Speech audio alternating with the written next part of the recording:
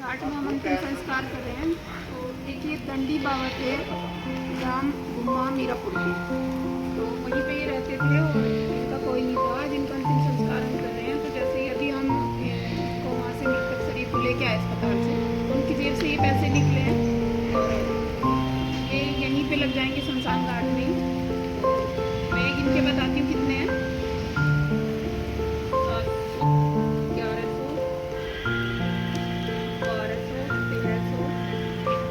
1330 रुपये इनकी बाबा की जेब से निकले हैं।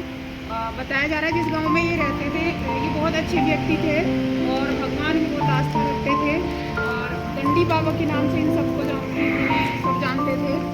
और ये मेरा सौभाग्य है कि ऐसी पुण्य आत्मा के जो है मुझे दर्शन हुए और मैं इन सबके जो है यहाँ पे सहयोग से अंतिम संस्कार कर पाई। और आज तो ज़्यादा सहयोग की ज़रूरत नहीं पड़ेगी क्योंकि कुछ तो बाबा ही दे के चले गए हैं अपने अंतिम संस्कार के लिए। आप सभी प्रार्थना करना कि आज इनकी बेटी बन के जो अंतिम संस्कार किया है इनकी आत्मा को जो है भगवान के चरणों में स्थान दे और इन्हें जन्म मरण के बंधन से मुक्त करे। जय श्री महाकाल।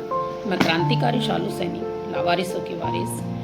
आज जिन बाबा का हमने अंतिम संस्कार किया है उन बाबा को दंडी बाबा के नाम से जाना जाता था।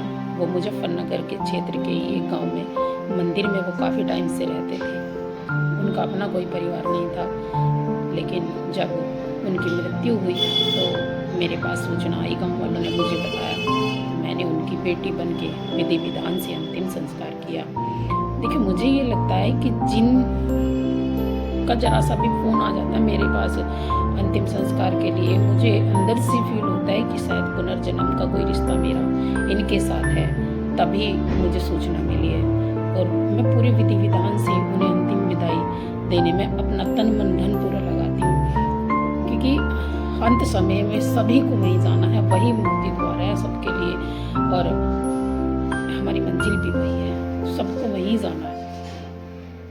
कोई भी व्यक्ति बिना कफन के ना जाए, क्योंकि जब कोई मृतक ऐसा हो जाता है ना कि उसके अपने परिवार का पता नहीं चला, डेड बॉडी ऐसे ही उठा के जला दी, ऐसे ही मशीन में डाल दी, इस तरीके की जो घटनाएं होती हैं वो दिल को दहलाती हैं। तो मुझे बाबा महाकाल जी का आदेश होता है तो मैं उस आदेश के अनुसार अपना तन मन धन लगाने का प्रयास करती हूँ और इस सेवा को मैं पूरे मन से करती हूँ, विधि विधान से करती हूँ।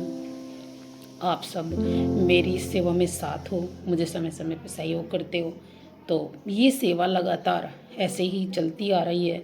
और अब तक 5000 से ज़्यादा हम जो भी मृतक हुए हैं उनमें लावारिस भी थे या फिर कुछ ऐसे भी थे जिनके परिवार तो थे पर उनमें सामर्थ्य नहीं था, या कुछ ऐसे भी थे जो मंदिरों में रहते हैं, आश्रमों में रहते हैं, या स्टेशन पे सोते हैं, या भीख मांग के अपना गुजारा करते हैं।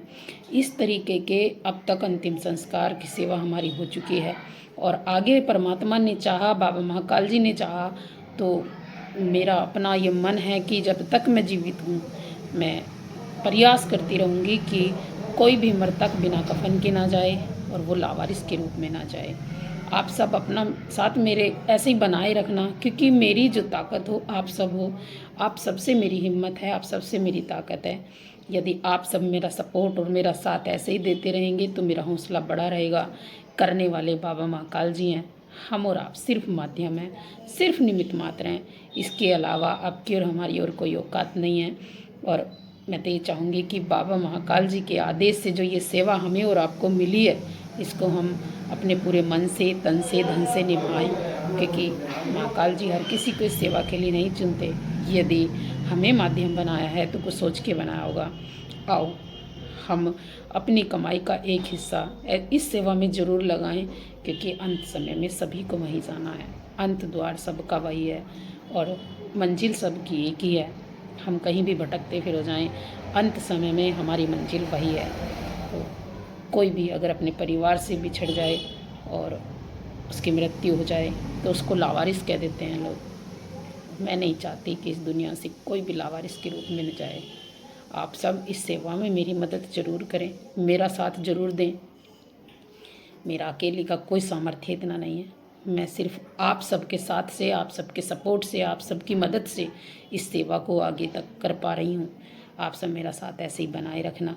आप समय समय पे मेरा सहयोग करते हैं, मैं उसके लिए आप सभी का दिल से धन्यवाद करना चाहती हूँ कि आपके छोटे से सहयोग से किसी मृतक को कफन नसीब हो जाता है और विधि विधान से उसका अंतिम संस्कार किया जाता है। उसके बाद उसकी अस्थियों को भी हम हरिद्वार लेके जाते हैं। तो आप सब अपनी सेवा, अपनी मदद ऐसे ही करते रहना। आप लकड़ी से मदद कर सकते हैं, घी से कर सकते हैं, सामग्री से कर सकते हैं, कफन से कर सकते हैं, एम्बुलेंस से कर सकते हैं और अस्थियां ले जाने के लिए गाड़ी से कर सकते हैं।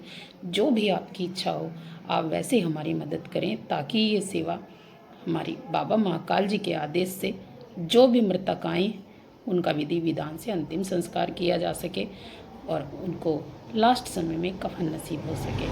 तो यदि आपके पास कोई ऐसी जानकारी हो तो मुझे जानकारी भी ज़रूर दें और अपनी कमाई का एक हिस्सा बाबा महाकाल जी की ईश्वरीय सेवा में ज़रूर लगाएं, क्योंकि अंत समय में हम सबको वहीं जाना है।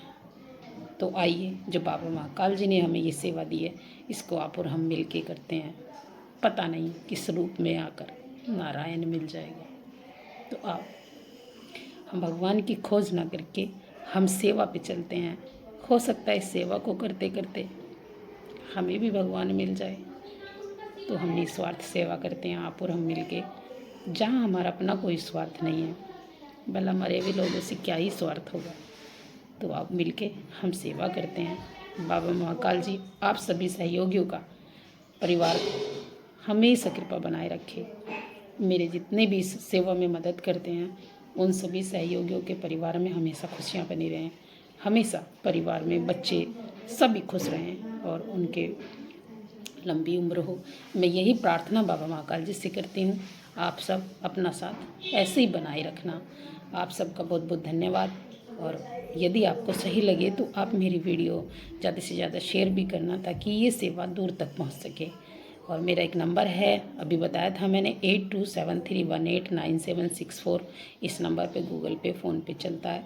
यदि आप चाहें तो इस नंबर पे हमें सहयोग भी भेज सकते हैं, ताकि वो किसी भी लावारिस के लिए या कोई ऐसा मृतक हो जो कफन के लिए भी उसको दूसरों की तरफ देखना पड़ रहा, उसके परिवार वालों को, तो ऐसे लोगों को वो काम आ सके। आप अपना साथ ऐसे ही बनाए रखें। जय श्री महाकाल। आप सभी का बहुत बहुत धन्यवाद।